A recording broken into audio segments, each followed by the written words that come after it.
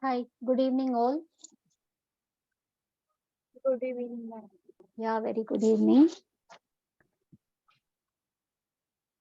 So we have around 25 participants as of now, other than myself and a representative from Eduwings. Okay. So shall we start? Yes, ma'am. Yes. Yeah. Okay.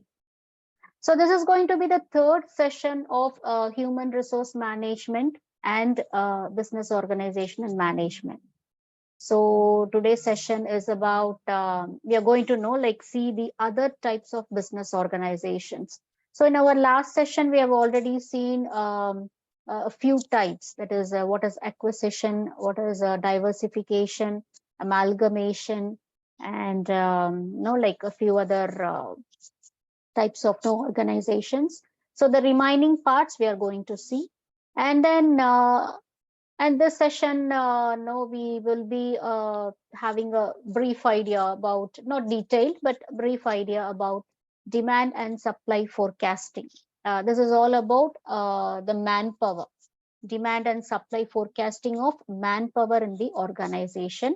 So we have major techniques, two major techniques for assessing the demand and supply forecasting, and the factors affecting the demand and supply forecasting. And finally, we are going to have an overview about USP, that is unique selling proposition for employees, in view from employees. Okay, here I go.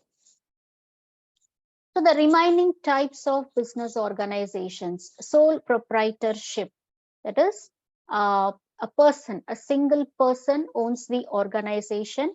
The business idea is his idea, her idea, and the person has invested in the organization. I mean, the complete capital, everything, no, like the assets, the money, everything, no, like is invested by that person. And the decision making in the company is that person. The proprietor is a person, and all the dealings with the government, with the laws, with other outside agencies, with the competitors, with the partners, with the suppliers, and with the consumers, everything, all in all, is by that single person who is the proprietorship of the company. And then we have general partnership. It's a business relationship between two or more people.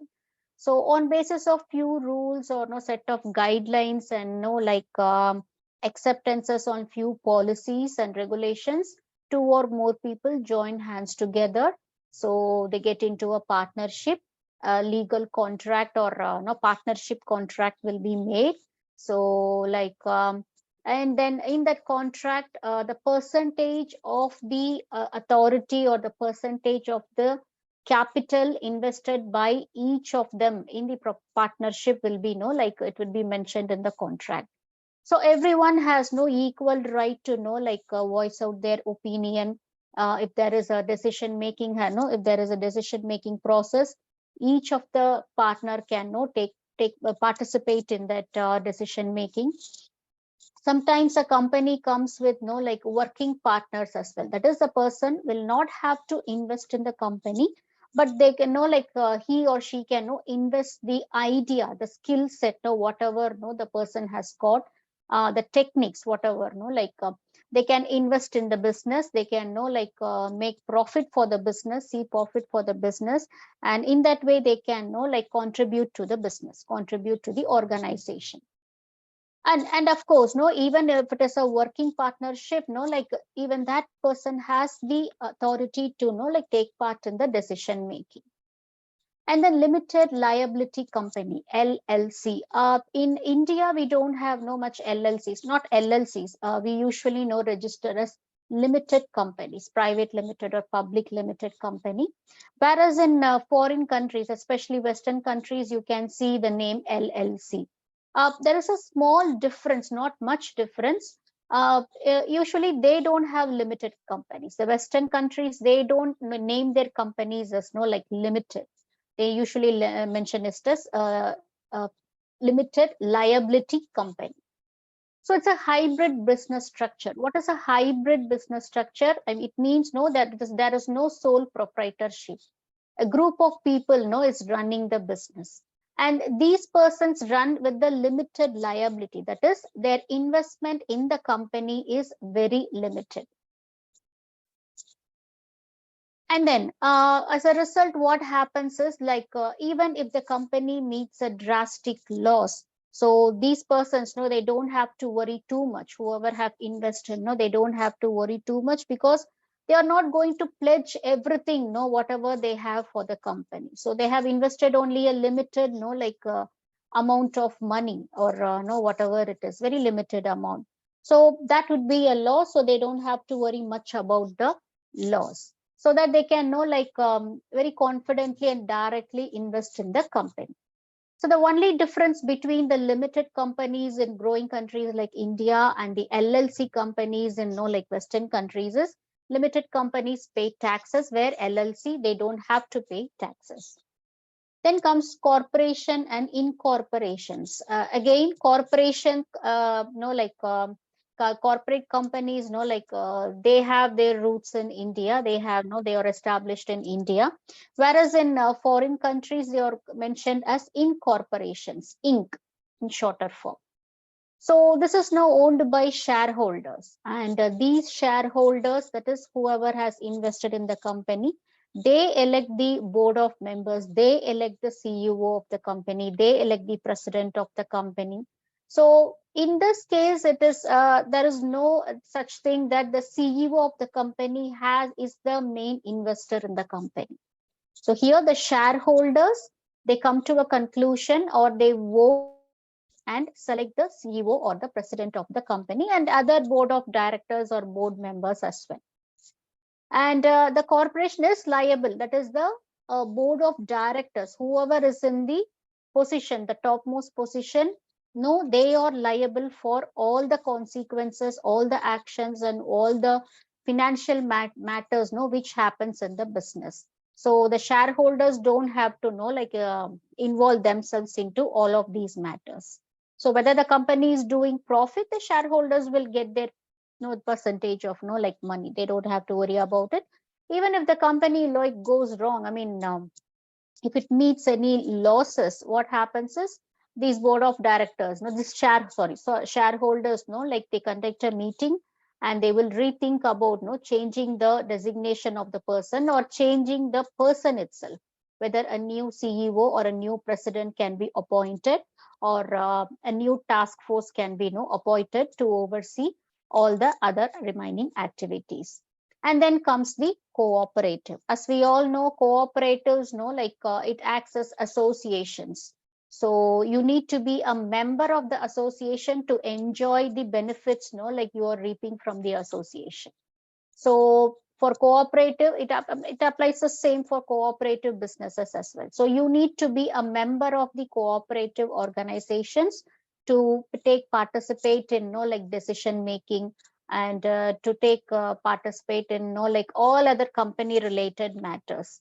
So members or the owners of this cooperative organization, so like they get benefit more, they reap more benefit no from the organization.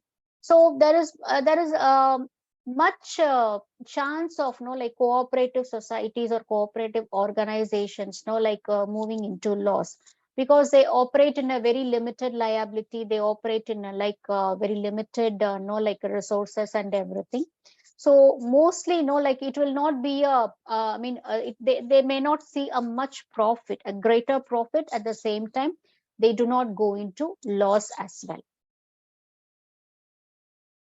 Okay, now we are going to see about the demand and supply forecasting. So it's all about manpower. So in general, what is a demand? Demand is a desire or ability to purchase something or purchase someone, that is getting the service of someone and willing to pay for it, whether you're purchasing a goods or purchasing a product, or you're purchasing a person, that is you're willing to get the services from the person, and you're willing to obliging to pay for it, pay for the goods you have purchased, or pay for the service you have received from the person or a group of persons. So that is called as demand. What is a supply? Supply is something, no, like uh, providing something, no, making available of something or someone to perform a particular task for a particular time period. So forecasting is no, like predicting or estimating a future event or some future trend, no, which is going to happen in nearby future or far future. That is no future need of the organization. So when coming to human resource, no, like the organization will be forecasting, so how much more persons are needed, no, like for the future of the organization. If they are planning to start up a new plant, or if they are no planning to expand their company, or if they are planning to know, like going with the idea of no, like establishing an overseas business entity, or if they are no, like planning to start a new project which may involve more manpower than the machine power. So they will be planning on how many people are required in how many days, and how many training time will have to be provided for them for acquiring that particular skill set. So it's not like a requirement, no, like taking the meeting the requirement of the organization on the aspects of no, like right quality. So the person who is being no, like recruited by the company should have no, like right qualification, and no, like right skill set and everything, with right experience, and right number of people has to be like taken for the company for the right job. So everything should be matching. So why is it important for the firm? Because no, like to meet the demand, to supply the demand, no, like which is going to happen in the nearby future. So demand analysis, demand and supply forecasting, so they have no, like many companies follow many techniques for assessing this forecasting. So how much would be the demand in the nearby future, or how many persons no, like has to be no supplied for the organization by the human resource department. So few firms have no, like they have come up with new techniques, but conventionally two important techniques are being followed. So before that, we are going to see, yes, the demand forecasting. Techniques for demand forecasting is managerial judgment. So what is managerial judgment? So the managers, the middle level managers, or no, like even no, like one or two, no, few managers from the top management as well, they sit together. That is, they conduct a meeting, and they discuss and arrive at a figure on future demand of labor. That is, they sit together, so they come with all the resources available, and they come with the future demand, how much they predict the future demand, how much we need more, and based on that they arrive at a figure how many people or like has to be recruited for the firm, and what should be their qualification, what should be their skill set and everything, and they will now come to a decision. So there are two approaches, bottom up and top down. Bottom up is no, like the line workers or the no, like worker level people, no, like they come to a decision because they may feel like with the existing no, like group of workers, they may not be able to perform a particular task or a project, no, which is going to come in nearby future. So what they will do is they will suggest the top management or the middle management for no, like taking up a few more no, like workers from outside. They may can refer their friends and no, like family members for that recruitment process, or other no, from other factory premises, no, like which is no under the same organization, from other factory premises, no, like few more workers can be shifted or transferred to this premises where the work task has to be performed. So in either way, the bottom line workers, no, they inform the management that there is the need for more manpower to perform a particular task. Top down is the top management decides on how many people they have to take. So this is bottom up and top down approaches. So the second technique is work study techniques. That is, they will be like performing some mathematical calculations to check the length of the operations and the amount of labor required. So how long the operation has to go on, whether it is for like project is for 6 months or for 1 year or for lifetime, as long as the company is existing. So based on that, they will decide on whether they have to take contractual workers or they have to take permanent workers. So few workers like they are available on contractual basis. Few workers they are available for like what do you say? They will be taken for performing a particular task and they will be sent back. Then again like when the same task comes again after 2 or 3 months, again they will be recruited by the same company, and after a month or two, once the task is done, again they will be sent back. So in this way like the same workers will be like taken into and sent back from the company. So this happens like few companies like constructional companies, infrastructure companies, marketing companies, few things like they will happen. So to meet a particular demand which is going to happen in a nearby season, if there is a seasonal demand, these workers may be taken for that purpose. Again once the work is done, they will be sent back. It is not completely done by from mathematical calculations and there will be experts for performing these calculations, or an outside agency can be like made available to do these calculations and suggest the top management that these many workers are required, whether it is for contractual or whether it is for like permanent. It completely depends on the timeline of the project. Then is ratio trend analysis. It involves studying the past ratios. That is, previously the company would have taken up decisions based on few factors. They maybe have an experience in for performing a particular task. A few workers or like skilled workers, semi-skilled workers could have been like taken. So based on the past experience the company has had, so they know like the management can take simply take decision on, okay, so for the past project we recruited around like 50 people. So the same kind of project is going to come, or the same kind of demand is going to happen for the next season. So let's take another 50, or better this time we will take 60 or 70. Maybe we can increase the production since the raw material cost is down. We can procure more raw materials and we can produce more. So take 10 or 20 workers more. So in this way, the decision is easily taken. Like there is no much complications in decision making. So easily the decision is taken based on the past ratios, or based on the past experience of the companies in recruiting the manpower. And then we have like econometric models. That is, econometric models that like completely the aspects of the national profit, gross national profit, of the GDP, or the inflation rate, the bank rules and regulations, the government rule and regulations, the legal rules and regulations. Everything is taken into consideration, and based on that forecasting is made.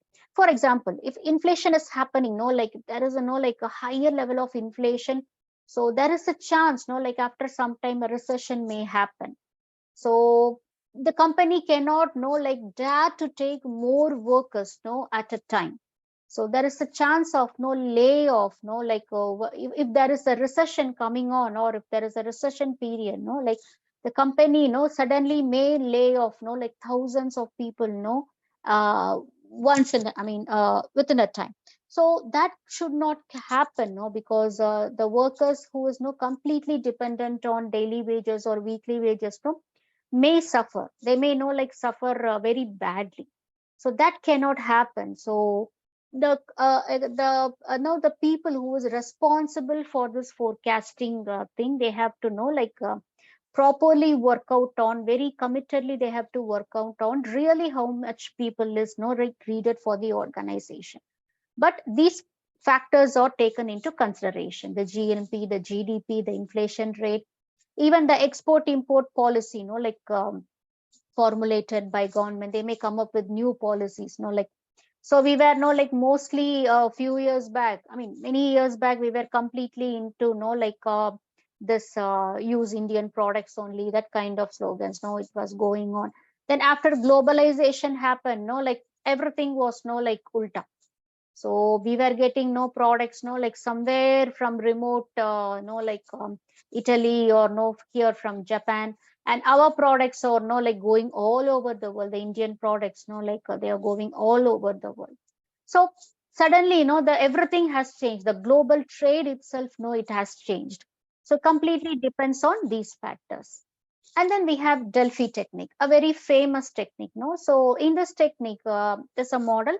Uh, no, like the managers, the who are into decision making, they sit together. They all sit together. They meet up together. So they go with trial and error, trial and error. So everyone has their own opinion, and again it will be reviewed by others, and again they will come with their opinion, and again it is reviewed by the others. So the process will go on until one particular decision is taken. So finally, the decision will be taken on how many manpower is needed, how much the firm has to recruit, what would be their training period, and what skill set has to be given to them during the training, whether they can be a contractual worker or they can be a full-time or a permanent worker at the organization. So these are the techniques for demand forecasting. Okay, few factors may affect, not may, will be affecting demand forecasting. So let's see one by one. The employment trends. So what is employment trends? The employment trends, it keeps on changing. Every 5 to 6 years, the trend is changing. So initially, there was a period, only IT persons, the employees in IT industry, initially they had a chance of an option of working from home to cut down the cost, to cut down the maintenance cost and everything. The IT companies have come up with work from home option. But right now you can see almost most of the industry all over the world, they have come up with work from home option.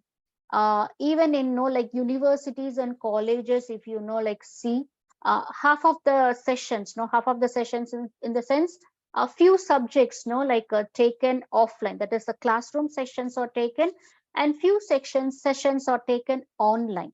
That is, the students are asked to either sit in the class, and proper equipments and everything is provided, but the teacher, the faculty sit in the home, and she or he used to take classes. Otherwise it will be completely vice versa. The students may sit from home, they may attend the classes from home. The faculty goes to the classroom, and all the setup are being made, and the session is taken through online. So this employment trends, it keeps on changing. And for past 15 years, if you happen, if you see, it's there is a rapid change in these employment trends. So these factors may affect demand forecasting. And replacement needs, that is, if a person is out of the company, the by the person, the person who has worked for some long years in the company may have acquired a particular skill set, a particular experience and everything. And when the person leaves the company, when the other person fills that position, it would take at least the same period which the retired person has taken to learn things, to learn about the organization, to learn about the skill sets. If at all the new recruit, the newly recruited person is in sessions also, they are providing certifications for that online session. So each and every industry, if you see in detail, they keep on expanding, they keep on growing. So to meet the needs of the organization, no, it's very difficult. Sometimes the company may forecast that, okay, only this number of people is required, no, for the next few months. Suddenly there may be, like that increase in the growth of the company, or the company may decide that to, diverse its operations, and instead of 50, there may be a requirement, for 100 or 150 employees. So everything, falls upon the HR department. So these are the factors affecting demand forecasting. When coming to supply forecasting, there are two main techniques. The first one is succession analysis for forecasting internal and external supply. So internal supply, how people are provided to the organization through internal means. That is by transfers, promotions, and new hires. New hires in the sense they may be in the training process, so they are ready to join the system anytime. So they are in the line, okay? And recalls of temporary employees, that is those contractual employees or who were into the project or task for no temporary time, no, they may be again called back. And interns, so most of the companies now takes interns, conduct internships for students, college students, university students, or other institute students. So those interns can be directly taken into the company. If any one of them is performing really well, doing really great, the company may take a decision to take that intern directly into their system. So this internal supply can be provided so that their supply is met. So these are based on few factors. Current staffing level. So if there is enough staff in the company, there is no need for new hires. There is no need to call the temporary employees again. Then there is no need to call the contractual employees again. And there is no need for any transfer or promotion, not accept any transfer or promotion from any other organization or any other premises of the same organization. So if there is enough staff in the organization, then there is no need for any supply of new people. Projected outflows this year. Outflows in the sense product outflow, everything, like profit outflow and everything. And projected inflows this year. Again, capital inflow, the raw material inflow, the production inflow, everything. The production boosters up, and of course they need more manpower. So all these things, all these factors, they create a great impact in internal supply. When it comes to external supply, so people are not hired from outside. So how? By referrals, the employees can refer any of their friends, or they can refer any of their family members who actually fit to the position, and applications from outside, and job sites, advertising through job sites, or their company owned website, like many employees, that is many aspirants, they apply to directly through the company website, and through other recommendations as well, I know a person who is already working in another company, or just resigned from another company, very good employee, very good committed person, so we can consider that person for our position, for the position in our organization. So these kind of recommendations also impact the external supply, and these are based on few factors. Literacy rate of nation, that is, people has to be enough qualified to acquire that position. So for example, if there is a position vacant, like if there is a vacant position for say HR manager, so HR manager, like as a basic qualification, he or she should have at least completed like MBA in HR, or have a like a diploma certificate or PG diploma certificate in HR from reputed university or from college, at least know a little bit of previous experience, good communication skills, good interpersonal skills, and everything. So these are the basic qualifications for recruiting a new HR employee, HR manager. So the person has to be literate enough. So this factor affect rate of population. So now if you see India is like the topmost. So the population increases, but the recruitment process, it has not increased in other industries, in any industry you can see. So only few industries, now the recruitment is happening more, I can say, like hospital industry, logistic industry, And okay, don't worry. The other guys know who have no like enrolled for other courses. No, don't worry, because even logistic industry has a finance division, HR division, operation division.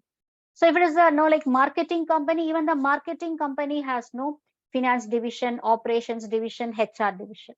So you don't have to worry. If the industry grows, obviously, like the related works, like the requirement of people for related work, it also grows. Industry and expected growth rate and levels. So industry expects something, from the people, they recruit. So that people know they have to meet the demand of the industry, meet the demand of the management. Technological development. Technology, it keeps on increasing. Uh, take an Ma'am, Yeah. excuse me, I am new in this. Can you please start from the beginning? I don't understand what you are telling. Okay, we have went past at least 4 slides as of now, so it's very difficult to know start from beginning. What we can do is, so Ma'am, once it's a request. Shall you please? It's a request. Can you yeah, take from the beginning? I can understand your concern. What you can do is what I can do from my side is once the session is over, stay back for 5 minutes. I can give you a review of the other slides, what has been taken before. Ma'am, it's which subject it is? This is HRM and business management. It's related to BCom. Yes, of course. BCom, you have a subject for business organization and management, right?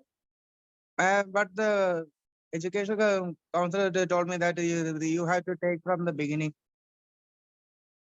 Take from the beginning. I didn't understand you. I mean, I didn't get you. This is your From the first. This is your first. First class. This is the first yeah time you are participating. yeah first time I am joining in this. That when I take the admission, they told me that they will take the classes from the beginning. Okay. In that case, let me have a word with the representative. Okay. So let us see what we can know, how we can help you out. Okay. Please, ma'am, it's a humble request. Can you take from the beginning, please? Sure, sure. So, We will help you out. Don't worry. But I ma'am, have to have a. ma'am, I'm asking Yes. from the start from the chapter 1. Okay, I got your point, and now I have to go with the flow because a few slides have already been taken. So what I can do is I'll speak with the representative, and we will try to help you out. Okay, I'll check what can be done for you. Clear? Now it's a problem. From this, I don't understand what you are speaking. Means that Oh, what you are talking about, we don't know about the basis okay. of this. Then how we can understand? Okay, this is about the techniques in like demand and supply forecasting of employees in the organization. This Ma'am, session. I'm telling that I need from the beginning. I Beginning can session. understand you. Excuse What's me. your name? Excuse me, shall I know your name, sir?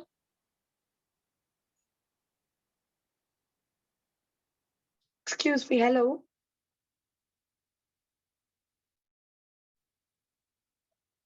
Okay, ma'am, you can continue. Yeah, thank you. Okay. I need from the beginning, please. Uh, what Sir, can what's be? your name, sir? My name is Solo. That I know. What's your official name, sir? So, ma'am, it's I cannot tell my official name due to some matters. Oh God. Then I Hello, can't do anything. would you please change this guy to or leave this guy? Okay, if you're not willing to attend the class, you just leave. We can talk tomorrow regarding the rest. Okay? I have I one am minute, just you don't know ma'am. even which time that this class is starting.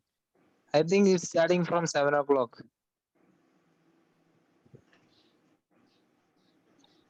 Okay, ma'am, you just continue, ma'am. No problem. You just continue. Yeah, thank you, thank you. Sorry, guys, I didn't expect that. Okay, but that's his concern. Okay, we can understand. Fine. Well, where were we? Okay, Technological development. Yes, as the new techniques comes up, it's very difficult for the employees to cope up with the new techniques, to learn the new techniques, and to apply those new techniques to the the skills or the task, whichever they are performing. So the adaptability, that also affects the external supply. Compensation system based on education, experience, skill, and age. That is salary, wages. So experienced person may get like little more, little more salary. The other inexperienced, or the person who doesn't have the required skill set may have to undergo the training. During the training period, the person may be paid or may not be paid, or maybe in the probation period, or some kind of incentive scheme system maybe like made available for him. So that also like all these factors may all these factors affect the yeah. Please mute Adira or Tintu, please mute. Okay, thank you. Okay, good. So this is the first technique in supply forecasting. The second technique is Markov analysis for forecasting internal supply. So this is completely done by the HR department people, HR manager, or like HR manager can sit with the top management, one representative from the top management or with the boss, and he or she can work out on this. So this is a transition matrix. If you see, so this is the exit percentage of a particular employee. For example, if I'm the manager of the company, my exit percentage, the chance of exiting the company is 0.15%. That is, I can stay as a manager itself for next 1 year. So the percentage is 0.85. That is, there is a chance. The chance is 0.85% that I can stay as a manager for next 1 year. So to become a supervisor, that is like a demotion, not a promotion, it's a demotion. So that is 0%. In no way, I can be like demoted to supervisor. If at all, I'm committing a mistake or committing a serious crime, I may be called, warned, or be laid off by the company. But I cannot be changed as, I cannot be demoted into a lower level. And as a line worker, there is no chance at all. Now take an example of supervisor. So supervisor staying in the exit percentage in the company for within the next 1 year is 0.10%. There is a chance that the supervisor can be promoted to a manager. If at all the supervisor is really performing well, really very committed, really every skill sets, and stay, like good experience in the company, there is a chance, he or she may become the manager. That is 0.15%. Or staying as a supervisor itself for next 1 year is 0.70%. And becoming a line worker is very less percentage, unless he or she may if at all the person makes a commits a great mistake during a production or in the production unit or in any other cases, there is very little chance. That is 0.5%. And then the line worker exiting the company is 0.20%. Usually the employee turnovers you can see very frequently in worker level people. So they usually the change their industry, change the companies then and there. So the line worker becoming a manager is it's very difficult, because the line worker has to acquire more skill set, more qualified, more experienced, more skill set to become a manager in the company. So that is 0%. And line worker staying as a supervisor, becoming a supervisor is 0.15%. If at all the person performs really well, he can be or she can be promoted as a supervisor. And staying as a line worker is 0.65%. Ma'am, is it example? Yeah, this is like some kind of calculation, the percentage calculation, what are the chance, what is like the forecast calculation, a chance of a manager or a supervisor or a line worker leaving the company within the next 1 year. Okay. Yeah, okay. So factors affecting supply forecasting: lack of required skills, of course, effectiveness and efficiency. So even after giving proper training, if the worker is not ready to run, if the employee is not ready to learn, not ready to acquire, not ready to adapt, obviously he has to be or she has to be laid off. And lack of education. So again, as I said, to make yourself committed to a good designation, you should be enough qualified for that job experience. You should have enough job experience also to join a particular join a company in a particular designation.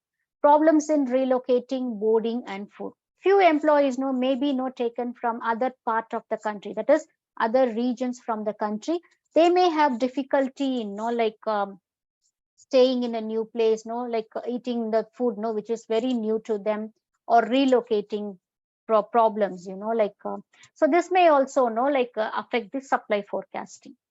I could say an example, I used to work with a logistic institute, I was there working as a senior faculty. So usually internships happen. So when we there is a logistic company in Delhi, the outskirts of Delhi. So from Kerala, from Kochi, we used to send our students as interns to the company which is in Delhi for 2 months. So they will be doing their internship in Delhi for 2 months. The company provides food, the company provides shelter and everything. They take care of the employees. But a very good company, like the certification is very valid certification and very precious certification as well. And of course, they provide an incentive of 7,500 or something every month. That is for 2 months. That is 14,000. The people, the intern will be getting around 15,000, in 2 months internship. But many students considering Delhi, they may think, no, okay, I'm going to work in Delhi. Maybe I'll get a chance to work in the parliament. No, they have many big dreams and go there. So you know how Delhi outskirts are, very dry and very humid climate, and the food is not available as in their hometown here. So many students complain, ma'am, we are not feeling okay here. The food is not good. So always they provide chapati. There is no parota. There is no beef curry. So we cannot survive on this chapati, morning, afternoon, and night. And they had problems in the accommodation as well.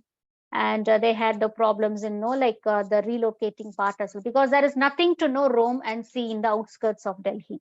Completely industrialized sector, and it's very dry place. There is nothing to go. If they have to roam and spend some quality time, they have to go to Delhi, the main Delhi, which is at least 2.5 hour travel from the place where they are, where the company is located. So these problems, many have turned back, many have come back, quitting their internship, many have come back.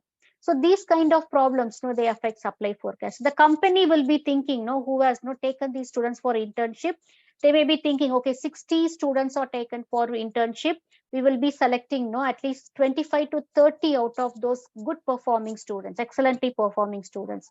But at least 35 to 40 students, before completing their internship, they came back. So the company had only a chance of 20 selecting students from 20. And they have to select the best among the 20. So which is very difficult for the organization as well. Forecast on economic growth and decline depends on the inflation rate, the GDP rate or GNP rate, whatever. Sustainability of firms and industries. So because of recession or because of wrong decisions, many companies they are shutting up their premises, shutting up their operations, shutting down their operations. So there's also it's a big question mark for the tenure of the employees in the company. And finally, coming to the USP, that is unique selling proposition. So this is a view from the employee's side. That is, this is an employee view. So this is just a theory proposed by a management scholar. Okay, so this is just a theory, but it is up if you happen to see it from an employee point of view, it applies to you. But if you happen to see from an organization point of view, this applies to that as well. So what your brand does well, that is what is your best qualification, what is your best skill set. So if that meets what the consumer wants, what the organization wants, so that is your pure winning zone. That is your best features meet the consumer needs. So make your skill sets and make your experience or make your learning even bigger. Okay, in case what your brand does well, if you have no very good skill sets, and what your competitor does well, your colleague or your competitor who is sitting next to you, in the line, when you're trying to attend interview, if the competitor is more good, more skilled than you, then don't worry about it. Go for who cares, because competitors battle in areas consumer just don't care about. Company may doesn't want it, the competitors no particular skill set or overaction or over working attitude, the company may not want it. So you don't have to worry about it. You don't have to feel bad that no competitor is performing well, really showing off, I'm not doing that. You don't have to feel bad, so you don't have to care about it. Okay, what the consumer wants, that is what the organization wants. And if your competitor meets that thing, avoid that area.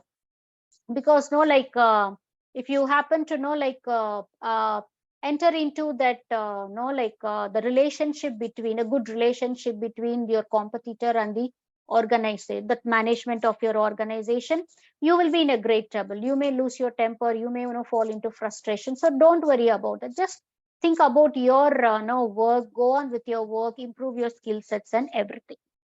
This question mark zone is like a risky zone where you need to battle your competitor for positional power.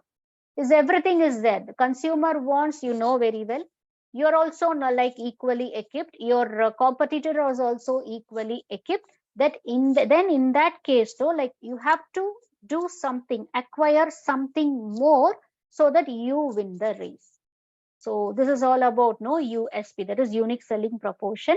This applies to the organization company as well. See it in the organization point of view. So this all applies to them as well. Is it clear? Is it, excuse me, ma'am, Yes. is it come on SWOT analysis too? SWOT analysis, yes, but in SWOT analysis, what happens is this will be given to like the competitor. So you will be seeing what are all the things which doesn't work out for you but works out for the competitor. So here what they are suggesting is, if the company is if your competitor is meeting the company's requirements, if they are both in good relationship, so don't fall into it. I mean, don't go between them, don't interfere. So you do your own work, you acquire more skill set, so that the company may cast their eyes on you as well. That is what they are suggesting. Okay, thanks, ma'am. Yeah. Anything else? Any doubts before we wind up?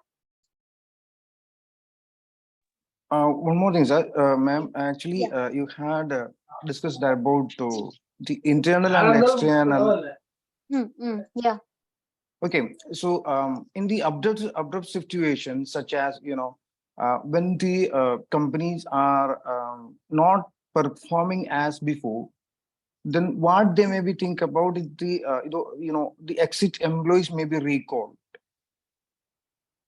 Okay. The company is not performing like before. In that case, the companies, the exited employees may be recalled. Okay. Yeah. So it will come in internal or it will come in external? Internal only, because they are already part of the company. They have been already part of the company. So they may be again called back. But they are not existing. They are not existing. Because these people know already, since they were already in the system, they know how things work out. So Okay, there is no okay. training, no, there is no need for no train, they don't have to be trained again, or new training has to be given to them. So So as it will soon come as they under are internal. exactly, as soon as they are not taken back, they can immediately start the work because they know how things work out here. Okay. Anything? Any other doubts? Ma'am, can you recall the subject today you were taught? Yes, Exactly this. Hmm. because I am lately came. You That's have why. joined late. Okay. So for your reference, so today's session was about the types of no business organizations. In last, I think you were present in the last session. So we were seeing about diversifications and what is amalgamation, what is acquisition and all. So the remaining types, we saw in this session. And demand and supply forecasting, we were seeing about the techniques involved in like forecasting the demand as well as in supply, and the factors affecting both the aspects. And then finally the USP for employees as well as for the employers. So in types of organization, like we were discussing about what is sole proprietorship, that is completely controlled, managed by one single person who has invested. General partnership, that is two or more persons join hands